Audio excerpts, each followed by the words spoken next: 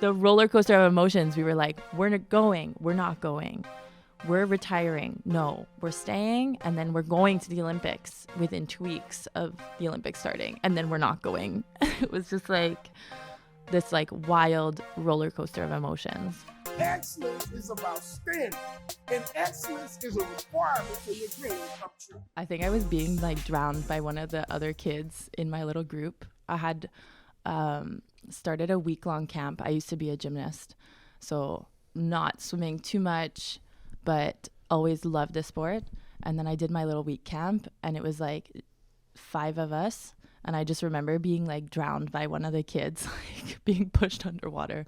And then I was like, yeah, Mom, I want to do this all the time. Usually the first memory is more like something happy or a good result or so. It's like almost dying from this, but still became your passion. This is the first memory. And like I ate peas out of the thing every day for lunch. I don't know, like me and this girl that I met at the little try it class. But yeah, those are my memories from my first time swimming. Nice. And then when did you start actually practicing? And when do you have a happy memory or a success memory from swimming or artistic swimming? Yeah, I think I started not too long after that. Like maybe it was in the summer I tried it, and then in the fall I started swimming like full time I was 8, so it wasn't very much. But like my happy memories are started when I had like a floating nose clip. Like I was one of the only kids with like this weird nose clip that would float on the surface so that I could grab it quickly. But it ended up going into the gutter and getting sucked in by like the system. So then I never had a nose clip again. Then I had to like learn how to use a regular nose clip and stuff like that. But what is a regular versus a non-regular? One that floats and one that doesn't float? Yeah, like the one that's regular, it's like attached, or non-regular, I guess, it's attached to a string. Like for people who don't use nose clips very often, you can like tie it to your swimsuit, like back in the day. This is like 20 years ago now. But yeah, mine was like floating, and then I always had a little swim off. Like I never did any of the routine. I would just like go, my nose clip would fall off, and then I would like go catch the nose clip, and then I would be like, okay, I'm done. Nice. This morning, just before I came in, I was listening to a business podcast, and it talked about Tracy Chapman, the singer. And there was a question about asking her, when is that specific moment, the moment you knew you wanted to be a musician? And she said, no, that's the moment I knew I was a musician. So a question I sometimes ask is, when did you know you wanted to become like an Olympian or wanted to become like a pro artistic swimmer? But the question this time would be, when did you know you would be or you were an active artistic swimmer? Is there like a specific moment in time that it turns out to be true? Yeah, I think like in terms of the Olympics, I've always known it was either in gymnastics or in something else, but I would go to the Olympics. Like in my head, it was just like not an option not to go to the Olympics. And I always thought it would be in gymnastics. I trained with like alongside Kyle Schufelt while he was going to the Olympics at Altador in Calgary. So I watched him do all of his amazing training. And then when I saw the 2000 Olympics for artistic swimming, I thought, oh, like that looks so cool. Like I want to try that. So then my parents finally let me try that. We're not like a quitter family. So my parents were like, no, like if you really don't like it, then we'll change. But you're not quitting until like the season is over and stuff like that. So then I moved to swimming, and it was just like an instant, like I fell in love with the sport instantly.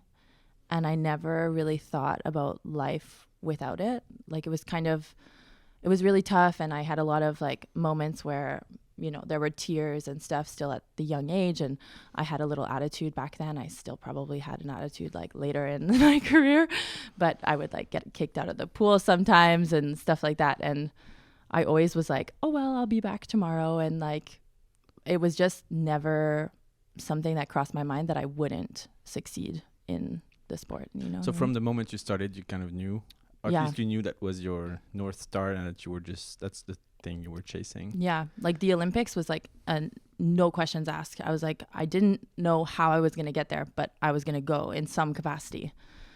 And I don't know why I never questioned that. Also starting a new sport, I don't know.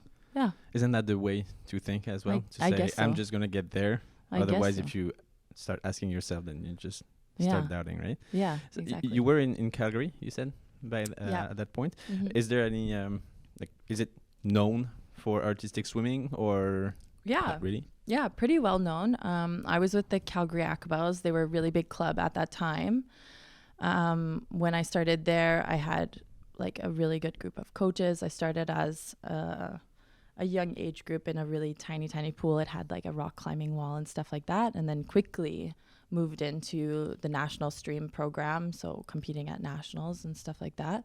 But they have a ton of clubs now. Like they've built into like this like mega center for swimming.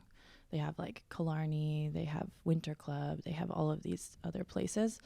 And when I was swimming, it was just like Aquabells were like the biggest and like at the time the most successful. And then we kind of like took that to the final stages, like to win national championships a bunch of times. And then from there, like moving here. And what was the reason to move to Montreal? Yeah. For ENS? Yeah, I left for the national team. Okay. So I made my senior national team in the summer of 2012. Like we all did a tryout kind of around the Olympics. And then I got a phone call saying like, oh yeah, like I think I came top 3 in the tryout or something. And so I was going to move to Montreal. And so I was 18 years old, like never lived on my own. I'm an only child. Like my parents wanted me to stay there. And then we ended up moving. I lived in like town of Mount Royal, like TMR. It's like really far away from the pool. I lived there for a little bit and started training full time, like 10 hours a day. And yeah, it was a big shift. Yeah, no, I can only imagine. When you got here, you're on your own. Is that did it help in you just focusing on getting to the pool because you, in a way, didn't have much else to do? Yeah, I would say, like it's so hard when I look back now how I handled the transition from like being. I think I was pretty mature as an 18-year-old. Like I could do a lot of things on my own, and I was already in university at 17, so it was not like I wasn't going to survive on my own, but the idea of being on my own and having to make my own meals every single day and really like focus on the like performance based part of swimming really changed. And like my experience was positive and negative. Like there was a lot of shifts that I had to go through, and like I'll like be the first one to open the door. Like people thought I needed to lose weight, like a lot, like a crazy amount. I was always told I needed to lose a lot of weight. So it caused a lot of problems. Like I did not do it in the most healthy way. But yeah, like I think my first couple of years were really, really, really difficult. Like I struggled quite a bit. Yeah, because the quick calculation we made just before starting recording was that you spent approximately in that pool at ENS around 30,000 hours. Yeah. It's a lifetime almost that you you give to the sport. Yeah. Now we'll come to it that you retired, came back from retirement, etc. And now coach.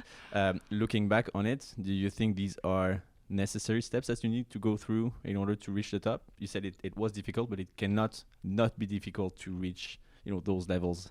So looking back, do you feel it was like a necessary time, like 2 years of struggles that you couldn't just avoid? Yeah, I think it's really different for each person. Like I think I went through the struggle very internally. Like I didn't tell too many people what I was going through. A lot of the people on my team were probably also going through the same thing. We didn't talk about it so much. It was kind of like a stigma that, like everybody knew that we were being told to lose weight, but then at the same time, like we weren't really told how to lose weight. So then it was a really big struggle between like, okay, we're eating a lot because we're finished getting our body fat tested. So like the day of, we would go and like eat a whole pizza and get tons of candy, and we would just like be crazy. Like it was like we were free.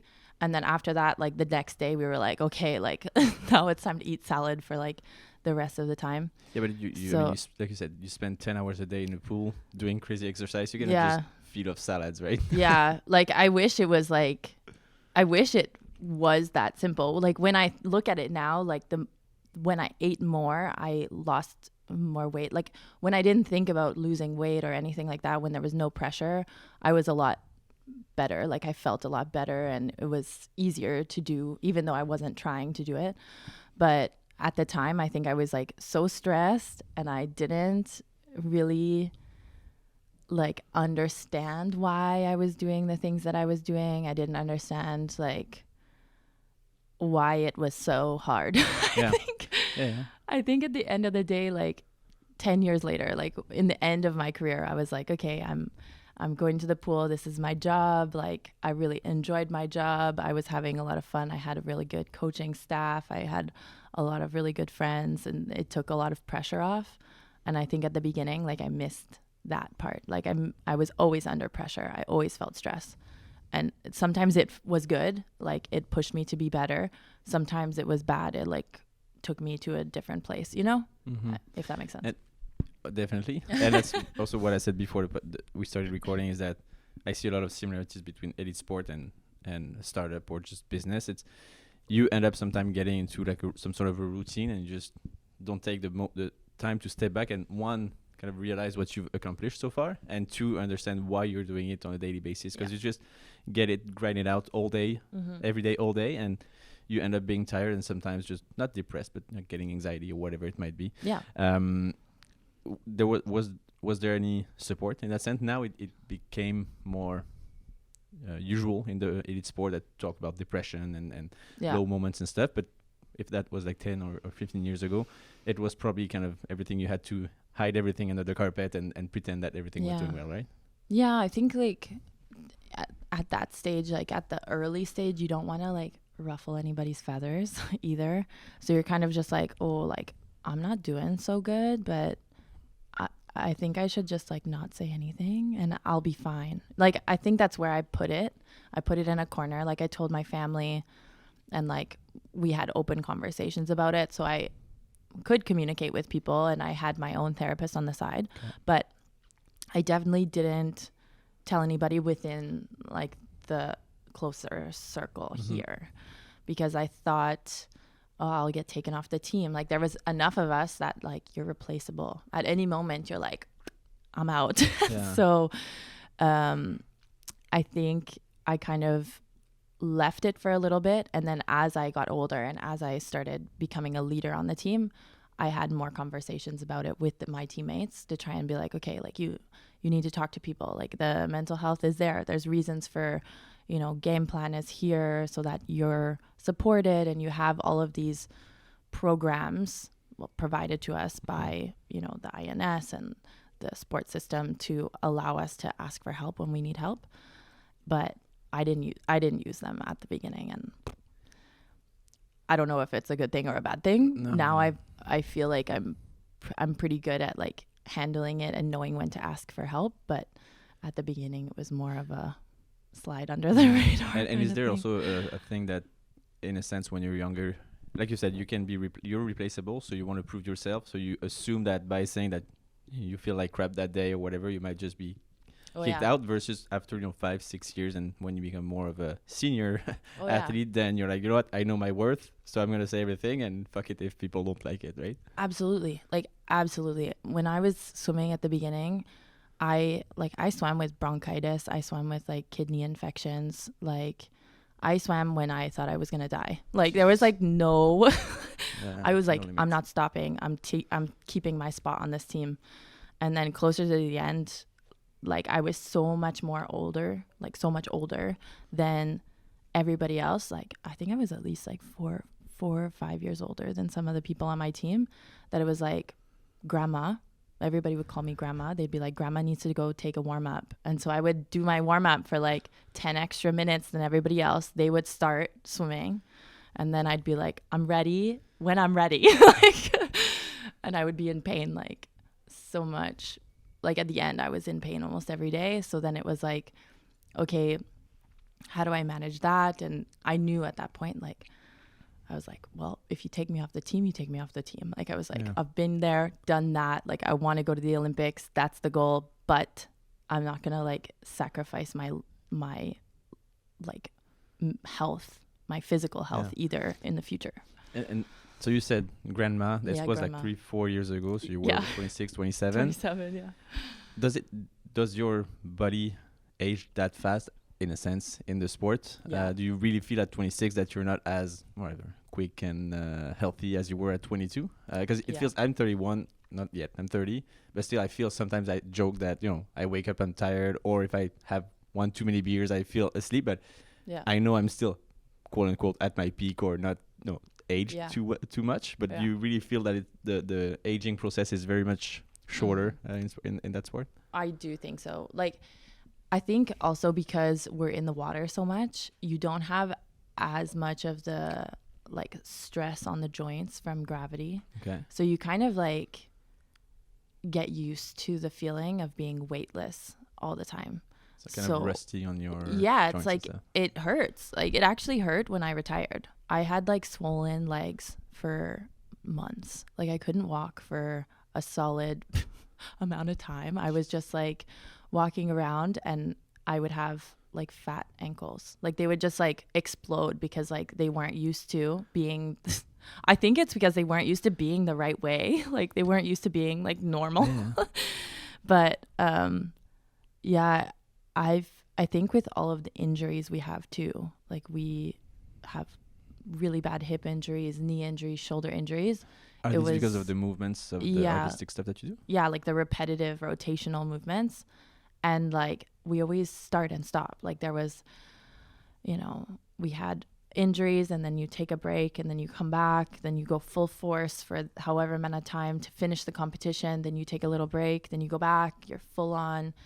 And then there was COVID too. So we were in like the peak of our physical shape in 2020 and then everything basically went to shit. Let's be honest. And so then after that, like I tore things in my shoulder because I wasn't really like prepared to come back to swimming after like 6 months of not swimming in a pool. It was just like my body like couldn't handle all of the like transitions. Yeah. That's crazy. It's also one of the main reasons why I love the podcast so much. I couldn't have thought beforehand that swimmers, you're right, spend 10 hours a day in weightlessness in a sense. We talk a lot about, you know, astronauts that, you know, when they spend some time with zero gravity, they come back, they have to practice their everything, their muscles. So because you spend half or more of your awakened day in the pool and you probably walk to your car and back, you basically your body gets used to something that's not natural. Yeah. That's insane. Yeah. Well, and when you think about it too, like I noticed it a lot more when I retired, but we used to like lay down a lot. Like we would just like go, we would sit down, we would eat like in between trainings, let's say. We would lay down, like there was no movement. We would just lay, and then we would go back, train. We would take the train home. You'd sit on the train. You come back, you sit, and you're in bed. Like it was like there was no other activity. There wasn't standing, walking, like jumping, playing, whatever it is. And now like I'm like, oh, let's go for a walk, like with some of my friends who are like still swimming, and they're like, really, like you want to go for a walk? Because you've made your exercise and you've burnt your 4,000 calories. Exactly. Like, I will need that. Exactly. And with the data now, are there like, is walking and standing and jumping included in the training of artistic swimmers? Yeah. So even when I was swimming, we had a lot of gym, a lot of cardio. Like we did a lot of stuff, but it's an hour of the day maybe. But like a lot of the weightlifting is there. That's been implemented for a little bit. We used to do a lot of stairs, a lot of running, a lot of cardio. But it seems like it's useful. Yeah. It seems like it helps. It is useful, but it's horrible, but it's useful. But it was good in the sense that like you're really a well-rounded athlete. Like you do the swimming to get the cardio and the endurance for your breath and stuff like that. Then you do the gym, the weightlifting. So you know already all of these things for when you retire. But when you retire, it like is so much different. Like life is like, oh, should I work out today? Should I not work out today? Like, there's that new Netflix show, you know, I'll postpone. I'm like, do I need to be in pain or like... What are the strengths that are required to be a good Mm. or decent or excellent artistic swimmer? Yeah, nowadays swimming. I Yeah. would say it's interesting because it's changed a lot since the 10 years that I was in the game. Well, 20 years that I was in the game. But I would say it's a lot of like mental strength because it takes a lot of stress. Like swimming is very stressful. When I was swimming, it was a lot of judging. There were like you were always being judged, whether it was like on the pool deck because you're in a swimsuit all the time, or it's because you only have to impress people for 3 minutes and then like your life is in their hands basically is what you kind of feel. So there's a lot of pressure there. So that's like the mental aspect of it. Then the physical aspect of it would be like the core strength is really intense.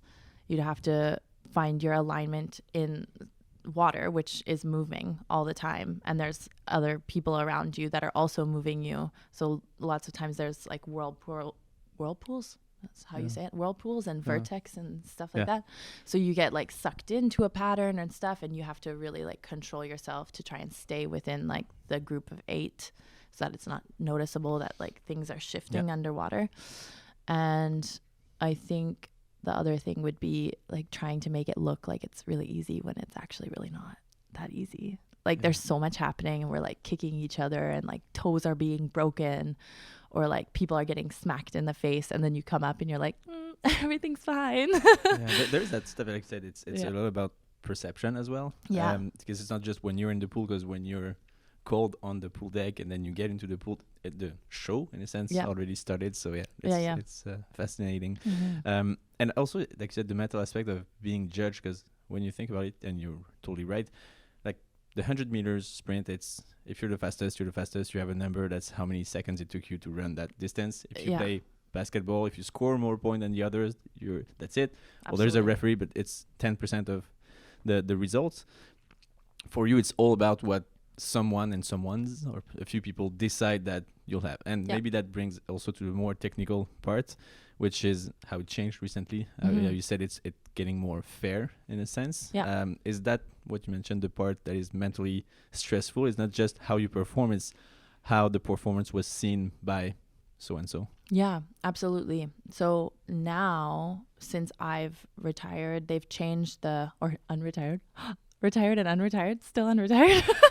I've really got to finalize. Yeah, I was looking. I put your name yesterday while doing a bit of research. Like, Claudia retired, retirement is retired, and all the results were like kind of confusing. I was like, I have no idea. Yeah, no, I'm not retired, but you don't know there's either. So many stories. Yeah, there's so many reasons that I came in and out, but so now they have this new system. It's kind of like figure skating where you have points for every movement.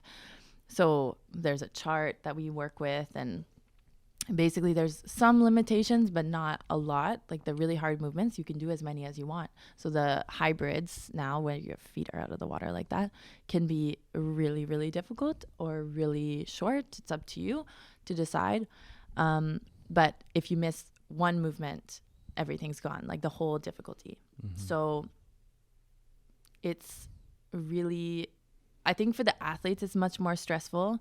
For the coaches, it's much more like there could be more coach error in terms of like the coaches have to submit a coach card with everything on it. And if you miss up an order, then the team loses everything, right? Goes to zero, okay. Yeah. So I think now it puts a lot more pressure on everybody to kind of perform their best, but it also really takes away from the artistic side of the sport. So you're just underwater. Like you see all of these girls in there, or girls and guys now, because we're doing both, but you're underwater for like 2 minutes and 20 seconds out of a 2 minute and 30 routine. Like it's unheard of what they're doing, and it's super impressive, but it counts for everything. Like that difficulty counts for so much that even the execution can be mediocre now, and it's okay. Like you could still win and be like medium level. It would be like a medium level performance, and you could still win. Does that make sense? Yeah. Well, it's getting technical. So it's really difficult to describe, but can you, looking that from the outside, see it as a judge and see by yourself like what is as of today something that's being well executed or that will have the biggest score versus not? Yeah. I So think when you know it, you know. When you don't know, you have no clue what's going on. Yeah. And I think too, like now it's more separated. So you have technical controllers that control the difficulty. So they are the ones that look at just the difficulty, whether you finish the movements or not. So it has to be like exact. You have to finish one half turn, or one full 360. So they look at that. And then the judges are just looking at like the height out of the water. So they're more focused on execution. But for them, probably, because they're probably still getting used to the new system, it's hard to, like when I see it, I could see like the level of execution of a routine has already gone from like here when I was swimming to here. But the difficulty is there, so it doesn't really matter at this point. So it's hard to describe the difference because it's very, like when I was swimming, it was only artistic, basically. Like you could create a routine that was anything you wanted, and now it's very technical, right? So it's changed like 360 degrees almost. Yeah. But as you mentioned before, the old way tended to give advantage to. It was less based on facts and numbers and technicality, more on who is the person swimming right now and where do we think that person should be in the rankings, right? Yeah. Like I think before it was very subjective.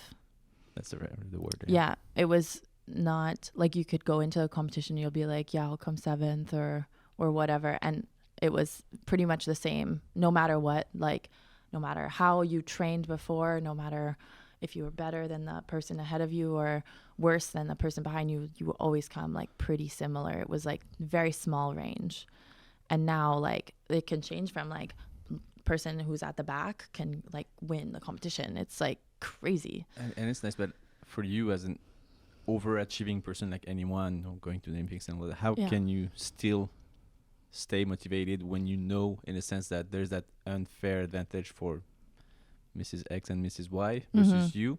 Yeah. How can you go in there being like super motivated and keep just the momentum on your side? I mean, how did you do it? Because at the end of the day, if you know what the result is, that everything is kind of rigged. How do you stay focused and motivated? Yeah, it was difficult. I think we were more focused on the performance and the audience than we were on the judges, I think, at that point. Like, there was more intensity and intention in our routines. And so we were trying to get people to buy in, is basically what it was all about. And like even my first year on the senior national team, we swam at a world championships in Barcelona, and we had the Queen combo. It's like Bohemian Rhapsody, I think it was. And we didn't get the marks that we were, that the audience thought we deserved. Let's say that.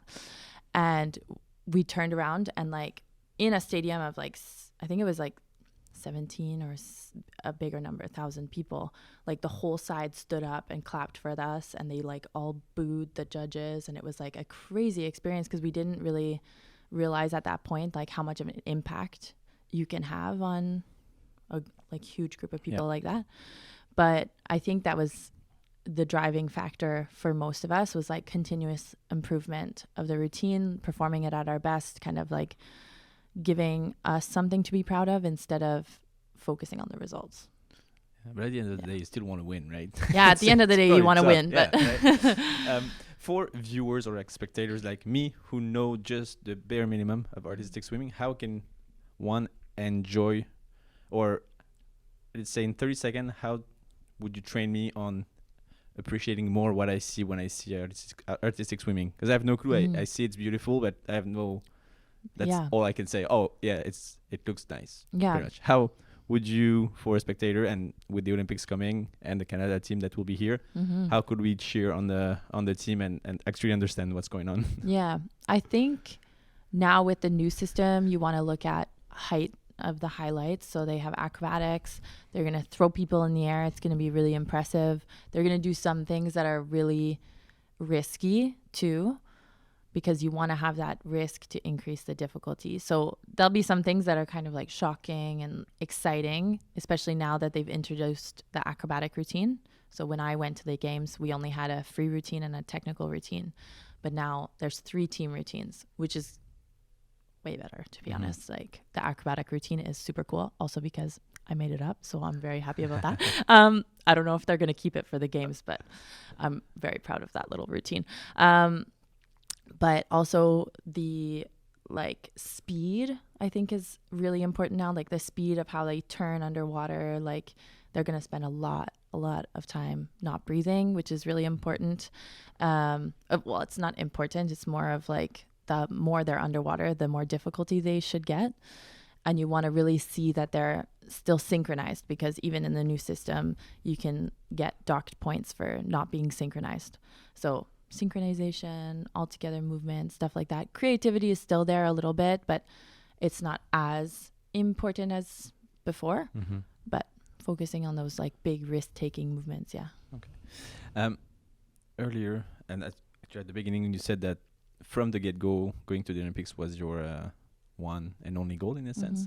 I think you missed the Olympics in 2016 and you made them in 2020. Yeah. So yeah, what changed, let's say, between in that 4-year period, and how did you go through the like probably disappointing result of not going to the 2016 and the joy and happiness of going to the 2020?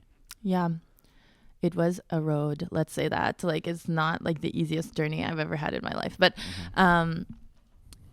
it was already like going into 2016, we already knew that it was almost impossible to make it to the games, because Brazil had qualified. Like Rio took the spot for the North America, South America continent for the Olympics. So even at Pan Am's, we won the gold medal, which should have qualified us. Brazil was already there. So then we had to go to an Olympic qualifier anyway, which was like 6 months out from our Pan Am games. So we didn't have a lot of time. We changed all of our routines within that time. And either way, like it was like almost impossible. There was like a 0.01 chance that we were going. It was because you had to come top 3 within the competition at the so you either qualify through the Pan Am's if you win or whatever, or if you don't, then you have to go through the qualifiers, but then you meet all the other teams. Exactly. And then like once you meet the European teams and stuff like that, it gets like exponentially more difficult. So we go in, we're kind of like the underdogs, I would say. But then all of a sudden people are filming us and like they want to see our routine, and like we're getting a lot more media attention, a lot more interest. And I think people kind of were surprised that we showed up as prepared as we did, because we were off the radar. I think people thought like, oh yeah, they're out for sure. And then when we didn't qualify, because it was like this, it was so close. After the prelims, like we had almost a perfect routine in the technical, and then in the final, I don't know if it was like we messed up or we were too nervous or something like that happened. It was like we knew that all the stakes were on this one swim, and we had to beat the Italians by like quite a bit. So we knew like pretty much immediately, and it was almost like the world ended in that moment, you know. Like we walked off, we're in Rio, you're outside, it's really sunny, we go into this like dark corridor and everybody's just screaming. Like it wasn't like calm, there wasn't calm tears, it was just like everybody's world ended and like people were melting onto the floor. It was like an experience that I hope to never have again in my life. So the qualifiers were in Rio as well? Yeah, we had to go to Rio to qualify. And then so it's even worse, because you kind of see the place where your dreams might happen, and then they just don't. And on top of that, it was in March. So like the Olympics are, I think they were in like July or August that year. And like we were so close. And then all of a sudden, nothing. But then... how many of you in the team? How many? We were... At that point, I think we could compete with 12. Like you could still switch out people, but there was only 8 swimming. Okay. So, and we had injured people. Like we had one with a concussion, one with another injury, and then another one with also a concussion. Concussion happening due to like shocks while swimming? Yeah, like yeah, we could hit each other during highlights or getting kicked in the head, stuff like that. Jesus. Yeah. So we had some injuries, but they were swimming too. So they were only swimming one routine, not the other. So like everybody was relying on that one swim, and then like it just like ended. And I think in that moment we were just like, okay, like what do we do now? And I had a lot of conversations with my family, and I was like, should I stop? What should I do? Because I was, I don't know, 22, maybe 23. I can't remember at that point, but I was still able to keep going. So I said, okay, like I'm going to take some time off. I took like 3 months off. I went and worked in a yoga studio for a little bit, stayed relatively in shape, like took a vacation, went to Cuba, stuff like that. And then I came back and I was like, okay, like let's see if I still enjoy swimming. And so then I came back and I was like, okay, this is good. It's really, really difficult to get back into shape, but like I'm going to give it a couple months, see how I feel. So then we had to give our answers, whether we were staying, not staying. Majority of us did end up staying. But then we were also not entirely sure like what was happening, because like 2 weeks before the Olympics, like we were all called back to get ready to go to the Olympics, because there was the scandal with like the Russian athletes. Yeah. So everybody was called back, and we're like, we might be going. We're the next runner up. So we were like, we need to be able to swim the routine. We need to like start training again. And so we were like running around, like our duet was already in Rio, and they're like, you might be coming, like get ready. Like the roller coaster. The roller coaster of emotions. We were like, we're not going. We're not going. We're retiring. No, we're staying. And then we're going to the Olympics within 2 weeks of the Olympics starting. And then we're not going. It was just like this like wild roller coaster of emotions. And then after that, I stayed. And then the couple years after that, it was really, really difficult. I wouldn't say it was like, they're in relative like conversation. Each quad was different. Like one was really difficult in one sense, the first one, and then the second one, the first 2 years were really difficult. There wasn't a lot of structure. There was a lot of like different coaches running around. Like it was just a wild time. I didn't really think we were supported in like all totality of like what a national team athlete should feel. And then after that, we had another coach, and then all of a sudden we were going like up really fast and improving and qualifying. Like we qualified in 2019, which was like expected. I would say we expected to qualify at Pan Am's, but we were like way ahead of the other people. So we knew we would qualify based on the first swim, which was something that we didn't really have the first time around.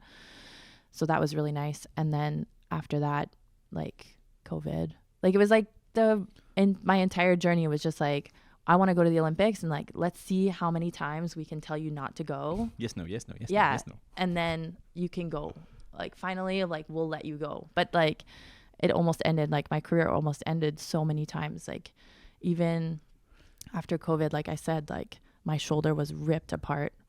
I was coming back to training. I couldn't move. I couldn't scull. Like I was at my shin. I'm supposed to be at my like mid thigh, high thigh out of the water. Yeah. I could scull to my shin. Like it was basically like I was floating. And this was like months before the games. And I was like, I don't know if I'm going to make it to the games at this point. Like I was like, I need some sort of like therapy, recovery. Like someone needs to get me back in shape. Yeah. But eventually like I took my time and it like slowly recovered. I would say it got better towards the end, but it's just like, I don't know, like the universe was like, let's see how many times we can test you, and then yeah, so then we'll give it to you. You passed the test. Yeah, and yeah. You got there. Yeah, right. So at least that's one yeah, exactly. step that you can check. So how was it? How did you end up qualifying, and how was the experience overall when you got there? Oh, it was amazing. Like worth the wait. Yeah, okay. Worth the wait, for sure. And the effort and the struggles and everything. For sure. Like, I know that a lot of people, like, when I arrived at the games, I was like, this is amazing. I'm in a village with, like, all of these amazing athletes. Like, we have incredible things given to us. Like you have a suitcase full of clothes, you have a phone that comes with like with Samsung, like you're running around like talking to other athletes. And I thought this was like the peak. I'm like, this is so cool. And then I'm hearing like little whispers. They're like, oh, like it would be so much better if it wasn't in COVID, and then there would be people around and stuff like that. And I was like, you know what? Like, let's just enjoy that we made it. Like, I just really want to enjoy this moment. But like swimming, I don't think I would have been as relaxed as I was at the games if there was. Yeah. So for you, it was amazing. Yeah. Yeah. For me, this was like the plus. I'm like a very stressed athlete. I would say my duet partner, Jackie, she really was my calming force on a regular basis. And I was the one that was like, I'm going to fuck this up. Like, I'm going to screw this up for us. And she was like, you're fine. And so like the two of us together worked really well when we had like the pressure from an audience. But then we were so prepared going into the games, and like mentally we knew no one was going to be there. No one was going to cheer us on. So there was no external energy coming in. So the routines were going to be way harder, because when you're taking in all that crowd and stuff, you're like more energized, more explosive, I guess. And so I would tell myself every single time I dove into the pool here and at the training camp before, I would say like, wake the fuck up, you're at the Olympics. And then I would start my routine, and I would swim it the best I could in practice so that I would swim it exactly the same at the games. And I did the same thing. I dove in, I said, wake the fuck up, you're at the Olympics. And then I was like, okay, this is exactly like practice. And it was like the most calming experience I could have ever had as an athlete. Yeah, and it felt like training because you didn't have so many, if any, people just watching you and cheering. Yeah, exactly. And I kind of just like focused on what I had to finish. Like I was like, okay, one thing at a time, like count the music, count the routine, like keep pushing for more energy, blah, blah, blah. In my head, I was like going through all of these things, which normally I wouldn't. Normally I'm like brain dead during a competition. I would just like robot, look, just executing stuff. Exactly. I would just like look in the audience and like look for my parents, or like during the stuff? Oh yeah. I never thought about anything in a routine unless I was very, very stressed. Then I would be like, okay, like get it together, count the music. But other than that, I never thought about the routine. I just like enjoyed the experience of like watching the crowd and like seeing how people were reacting. So then in the Olympics, I'm like watching myself on the big screen while I'm swimming, and I'm like, oh gosh, this is a little bit different. But it was just, I think at that moment after the duet swim, when I was talking to Jackie that evening, I said, I peaked. Like this is like the peak of my performance career. Yeah. We had just come 5th at the Olympics, which is 2 points, like 2 levels higher than we had been at any point. Like you said, 7th was the 7th was stuff, the standard pretty much. And all of a sudden we came 5th, and we had like 3 personal bests after the duet. And I was like, this is it for me. Like I will never have a more like interesting place to end. Like this is it. This is the So you were comfortable that this was your moment, and that you didn't need to chase more, that you kind of had reached, I think on personal level at least, what you wanted to reach. Yeah. And like I think because the journey was so difficult, like getting to the games, I was like, I'm here and now I've peaked in my career. This is like the high that I wanted to end on. I didn't want to just participate in a games. I wanted to like compete. Yeah. And so now at that point I was like, okay, like I'm happy here in this moment.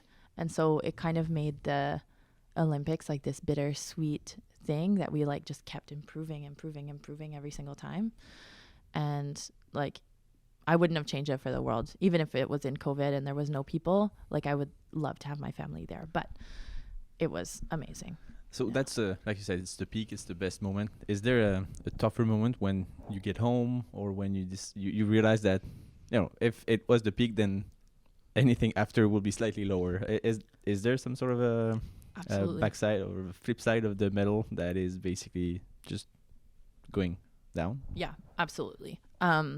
They prepare you for that, by the way. They're like like every single Olympian I've ever met, they're like, prepare for the Olympic blues. Okay. And like immediately after the games, they're like, okay, here are the resources. Oh yeah. you can Like go see a staff and stuff, therapist. just- Yeah, okay. like Wow. see a therapist, like talk to people, don't keep it inside. Like it's going to get dark real fast. And I was like, oh my gosh, like, okay, I'm prepared. But then it just didn't happen for a while. And I was like, this is great. Retirement is amazing. You were still on the high. Yeah, I was like, this is awesome. I can live my life. I can see family. I can see my friends. I'm going to school. Like I started school full time and I was still doing pretty good for a while. And then Still training or competing? no, or? I was like not Oh, training when you at said all. good, like just mentally. Yeah, Okay. mentally good. Yeah.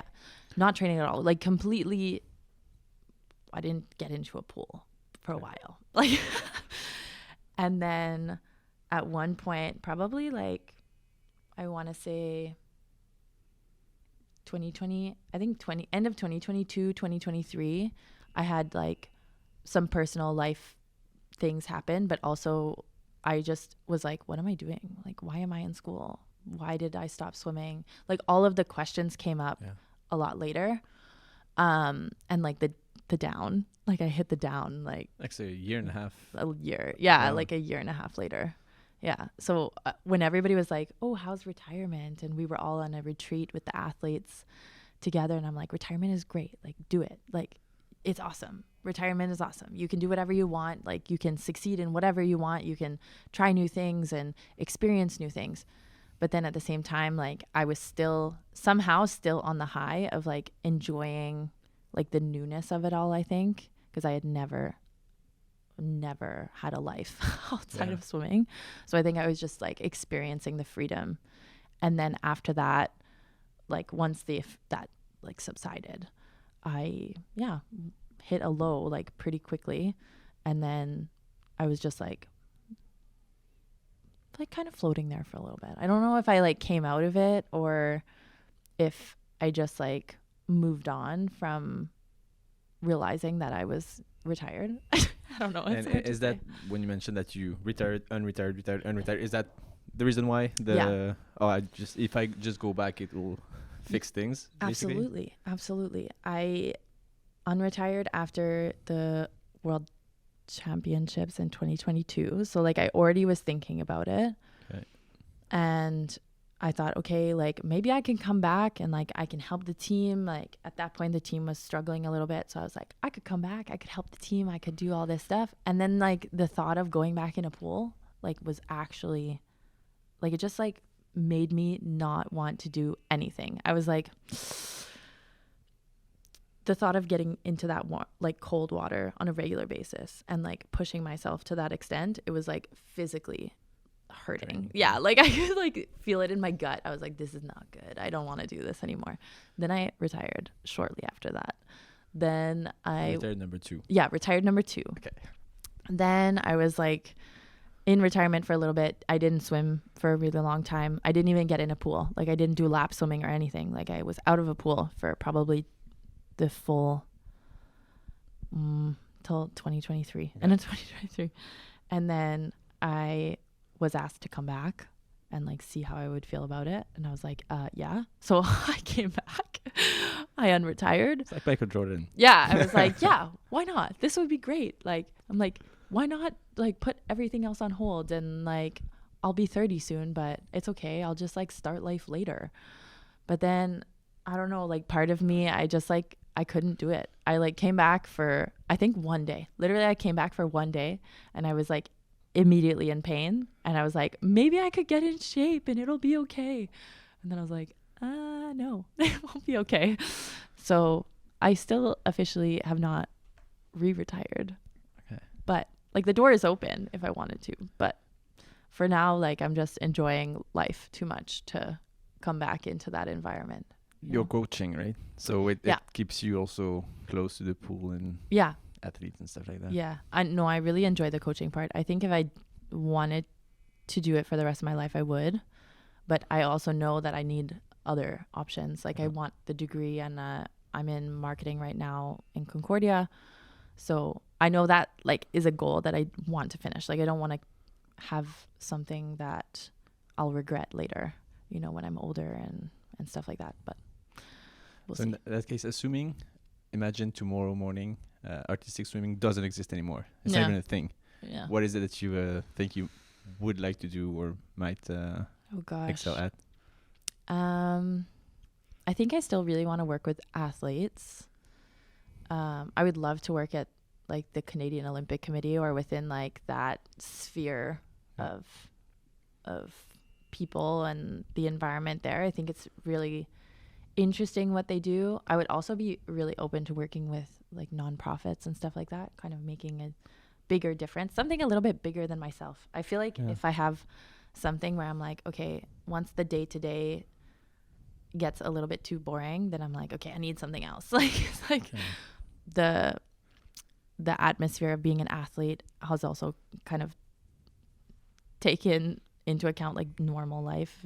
I don't know what normal life is, so I can't say like I'll go to a job from 9 to 5. Like I really don't think I will. So I don't know. We'll see. If there's no swimming, who knows? Well, I've seen you're a yoga teacher. Yeah. That's what I read. Yes, I am a yoga thing? instructor. Is that one thing that you could Yeah. also pursue? A bit more seriously. Yeah, I would like to do that. I was gonna do it a little bit more part-time and do more in studio. I've done a lot of online classes for clients. Especially because I started during COVID, so everything was online and it was a little bit more accessible for people. And still to this day, I do online classes, but I want to like experience a little bit more. Eventually, maybe want to have a yoga studio. I've talked about that with my partner. We'll see. We'll see what happens there. But yeah, I think there's like too many. Like there's so many options that I don't have to just like pick one. Which makes it really nice. Yeah. And I think it's one thing that's also exciting for you is it feels like a lot of athletes, they focus so much for so many years, so many hours a day, that when it ends, it's just kind of the post-Olympic syndrome, where it's like post-career syndrome, where you don't think you're good at anything else than what you've done. It seems that for you, it's not all sorted out, but you have many options that you can explore. Yeah, exactly. But so it's at least a big positive. Yeah, but I can definitely feel like what you mentioned there about like not knowing where you stand in the world. Like, to be honest, it's you kind of feel lost and you're not sure of where you want to be, how you want to succeed, and what will give you the same high, I guess you could say. Like, I don't know if I would ever feel as passionate in something else that I felt for swimming, and I don't know if I would ever feel as accomplished or as excited to come back to the day-to-day as I did while I was training. So like that, it's like something you chase all the time. So we'll see. So what success for your sport career was getting to the Olympics and getting good results. Now looking forward, let's say 5 years from now, what would you think you would consider success? Ooh, that's a good question. I really want to establish myself somewhere in, I think in marketing still. Like I really enjoy what I'm doing in school, what I did prior to going to university. I was working with Can Fund, a nonprofit organization in marketing-ish. But I think I want to establish that, but I also am really looking forward to having kids. Like that was like my biggest thing. It was like Olympics and then being a mom. Like it's like one or two. I don't want to be like a full-time stay-at-home mom or something like that. So I'm definitely looking forward to establishing, you know, a career and trying new things and experiencing new opportunities. But one day, hopefully in 5 years from now, maybe I'll have a kid. I don't know. Well, that's something that's definitely doable. Yeah. I have a note here, and it pops up because it's in bold, because I wanted to ask. I did my research before the podcast, checked your Instagram profile, and I saw a picture where you were in Montpellier, in France. I'm from Montpellier. So like, what brought you there? Because there's not so many people that visit Montpellier, if not for... that's so funny. It's not if their family or someone's not there. Yeah, we were actually competing there. Oh, yeah, there's a nice pool. Yeah, really nice pool. We had I think it's called the World Cup now, but World Cup with the national team. We were there for a little bit doing our first, I think it was the first competition last year, something like that. It's beautiful. I went and run like around the city, and like we went out to all the nice little shops. Oh, it's so nice. Yeah, nice, it's like the perfect place, like in the summer and spring area. I really liked it. Ah, nice. Yeah. I'm happy. First time I meet someone here, I think that knows Montpellier, a non-French person. If you, how old were you when you said you were being drowned by? Oh yeah, I was 8. I think. Yeah. So if you met yourself at 8 right now, and you had like 30 seconds with yourself at 8, what will be the words of wisdom that you would give yourself? Don't give up. Yeah. Yeah, I think that's the biggest thing. Like, it won't be easy, but it's worth it. Like, at the end of the day, I still don't think I would have changed anything that I did. Yeah, I wouldn't have changed the career or how I got there, because I think the way I achieved it was like with so much struggle that I also became the person I am today, and I grew a lot through that. And I think it only changed me for the better, if that makes sense. Yeah. So just like keep going, because like long journey. It's a long journey. It's a long one. Yeah. Nice. Yeah. If there's one athlete that you know that you think has an interesting story, it might be your partner. I think you mentioned Jackie, so Jackie Simoneau, or whoever else that you think has an interesting story to tell. Who would that person be?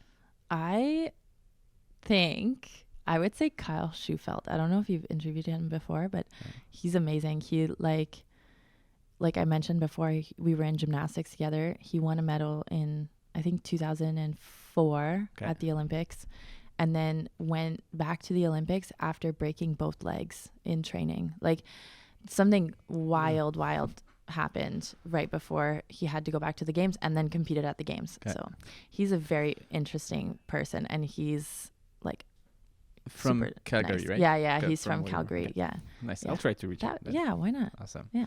And the last question, which is a bit more personal usually. So I'm building what I showed you, some sort of a wall of fame / museum of sports. I'll see how I end up calling it.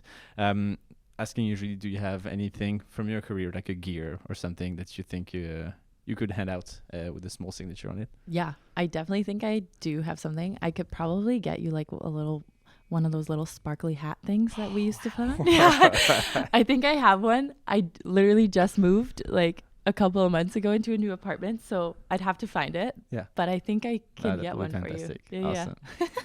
Thank you so much. Are you active or still active on social media, or since non-retirement number 3, you're kind of off the hook? Yeah, no, I'm still active. Yeah, Instagram? I use Instagram mostly. I still have a Twitter, but I don't use it that much. And X. And you have a website as well, I think. I do have a website. Yeah. It's www.claudiaholzner.com. And I try to keep it updated as much as possible. At the moment, it's not like my entire focus, because I'm really focusing on school. But eventually, once I start working a little bit more on my own business adventures and stuff like that, I'll keep posting there. But it's up to date now. Nice. Sweet. Awesome. Yeah. Thank you so much, Claudia. That was great. Thank you. It's fantastic to hear that when you look up yourself online, you have like the result at the Olympics, but you don't see like the 20 years of struggles. There's not much, maybe one half article about how you have struggled, but it's fantastic to hear that. And it probably was 80% of what we talked about is like how tough it is to get to that 20% of success and happiness and stuff. So amazing. Thank you so much. Thank you for having me. Cheers.